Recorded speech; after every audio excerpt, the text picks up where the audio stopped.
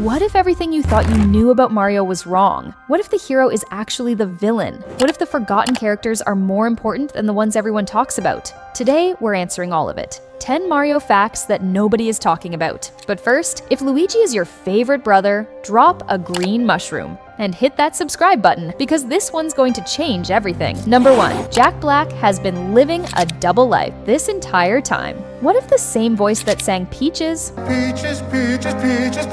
also sang a song called Lava Chicken?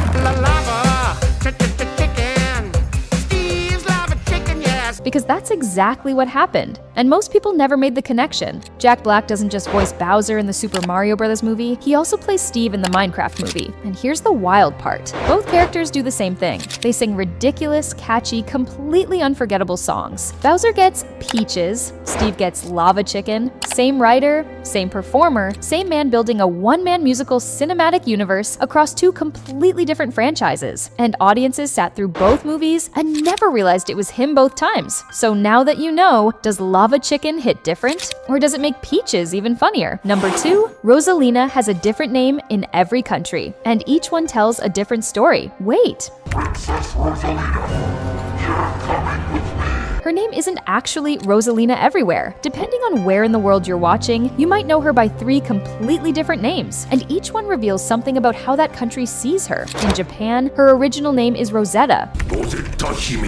That's a direct reference to a rose-shaped nebula out in space, which makes perfect sense for a princess who spends eternity drifting through the cosmos, protecting the Lumas. In Spain, they took the space theme even further and named her Estela, meaning star. Beautiful. But then France did something nobody expected. They called her Harmony. No stars, no space, just peace. Because for French audiences, her most important quality wasn't where she lived, it was how she made people feel. 3 names, 3 identities, 3 completely different versions of the same character. So, which one actually fits her best? Rosetta, Estella, or Harmony? Number 3, the exact same scene hits completely differently depending on your language. Here's something nobody talks about. The same movie can make you feel something completely different just because of which dub you watched. Take Rosalina's most emotional moments in Super Mario Galaxy. In Castilian Spanish, she sounds powerful, almost regal. ¿Te has lavado la cara? Sí. In Latin American Spanish, she sounds warmer, more heartbroken. ¿Te lavaste la cara? Sí. And in the original English, something completely different again. Did you wash your face? Yes. No. Now do the same thing with Lumali's haunting performance. 3 languages, 3 completely different levels of creepy. La cárcel es triste, la vida en la cárcel es muy, muy triste. Prisión también, la vida en prisión es súper, súper cruel. Prison is sad, life in prison is very, very sad. One is unsettling, one is almost funny, and one makes your skin crawl. And when you hear Bowser sing Peaches in each version, Es verdad, y voy a amarte hasta el final. Peaches, Peaches, Peach, yo sé que gobernaremos al amanecer.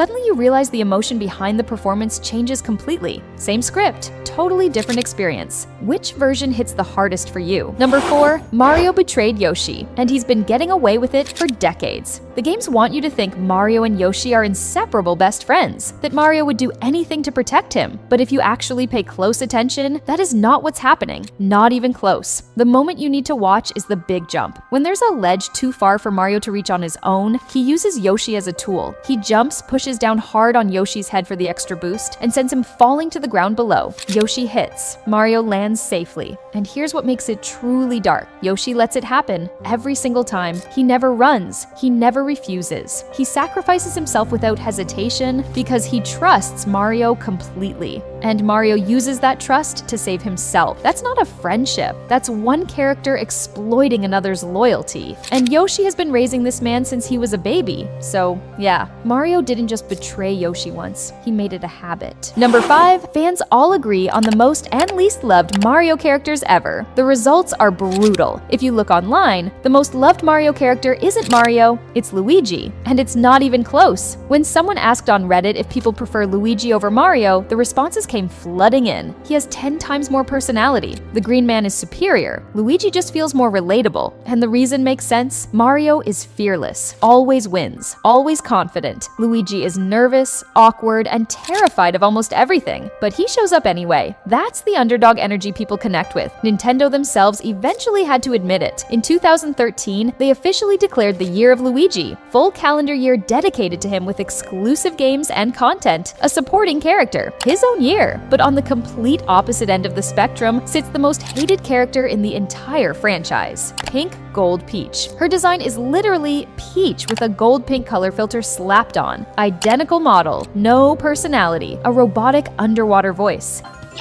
And she took a roster spot away from characters fans had begged Nintendo for years to include. A Reddit fan put it perfectly. It's a symptom of a larger problem. Nintendo makes skins instead of the characters people actually want. Pink Gold Peach isn't just disliked. She represents everything fans hate about lazy game design, and they haven't forgiven Nintendo for it yet. Number 6. Nintendo erased these characters from history, and nobody noticed. What if I told you there are Mario characters so completely forgotten that even hardcore fans have no idea they ever existed? The Koopa Kids, not the Koopalings, not Bowser Jr., were Bowser's original henchmen, introduced in Mario Party in 1998, playable in Mario Party 5 and 6 in green, blue, and red versions, then completely deleted from every game that followed. Gone. No explanation. Over 20 years of silence. And then there's Baby Wario, a tiny version of Wario carrying a giant coin magnet, literally obsessed with gold from birth. He appeared in Yoshi's Island DS in 2006, then disappeared. Came back briefly in Dr. Mario World in 2019, but that game's servers were permanently shut down, sending him back into the void.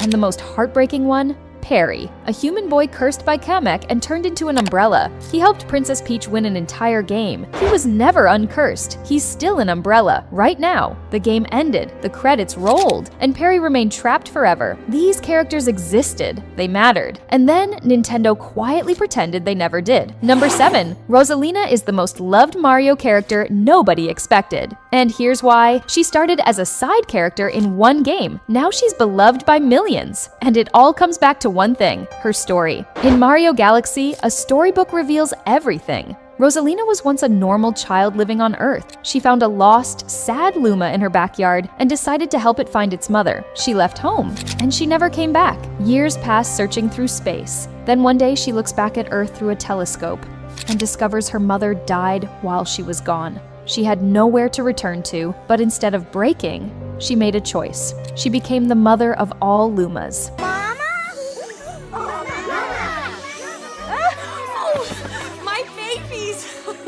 In a franchise not known for emotional storytelling, that hit fans completely differently. On Reddit, fans called her automatically more interesting than 95% of the Mario cast because of that backstory alone. And because she's linked to the Galaxy games fans hold in incredibly high regard, her popularity only keeps growing. She didn't become beloved because Nintendo pushed her. She became beloved because her story is genuinely heartbreaking, and players never forgot it. Number 8. There's an alien villain from 1989 who is about to become the biggest bad guy in the franchise. His name is Tatanga, and most people have never heard of him, but they're about to. In the 1989 game Super Mario Land, which many believe will be the inspiration for movie 3, Tatanga is an alien with hypnotic powers who kidnaps Princess Daisy and takes over her entire kingdom of Sarasaland. Mario defeats him, he comes back. And then, here's where it gets interesting. He reveals himself to be working for Wario, a hired henchman, part of a bigger plan. Now look at what the end of Super Mario Galaxy set up. Daisy appears in the post-credit scene, standing in a space station.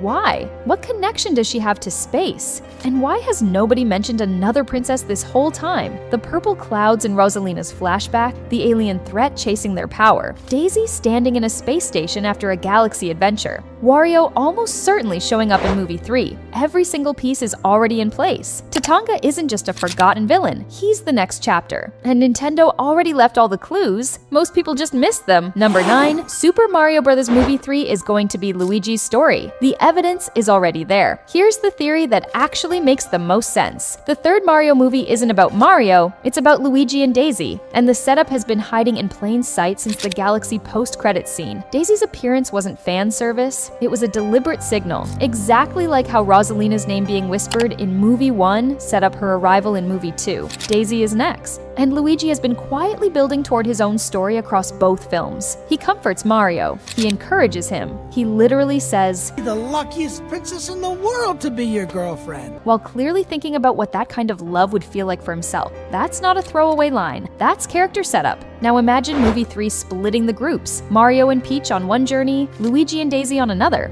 Luigi goes to help Daisy without telling Mario. Mario and Peach are shocked to find out a kingdom is in danger, and Luigi already left to save it. And slowly, nervously, awkwardly, Luigi falls completely in love, while Daisy, bolder, faster, braver, realizes it before he does. That's not just a sequel. That's the movie Luigi has deserved since the beginning. Number 10, the most underrated character in Mario history has been robbed by Nintendo over and over, and fans are done staying quiet. While Luigi was designed to lose, he's Luigi's rival, but while Wario got an entire game series of his own, Waluigi got nothing. Not one solo game. Not even a cameo in Wario's games. The character literally most like him. He's been rejected from Super Smash Bros. So many times, it became its own internet meme. And yet, the more Nintendo ignores him, the more people love him. Because Waluigi became something Nintendo never planned for. A symbol. Every time he gets left out, fans get louder. Every time he loses, they root for him harder. His dance moves are absurd. His personality is chaotic. He's a cartoon villain who never wins. And somehow, that makes him impossible not to love. He doesn't need a backstory. He doesn't need a game. He just needs one moment of justice, one win. And until Nintendo gives it to him, fans will never stop fighting for Waluigi. Will he ever get what he deserves? That's the biggest unsolved mystery in Mario history. And that's a wrap. 10 Mario facts most people scroll right past without ever knowing. Which one genuinely shocked you? The truth about Waluigi, the Tatanga theory,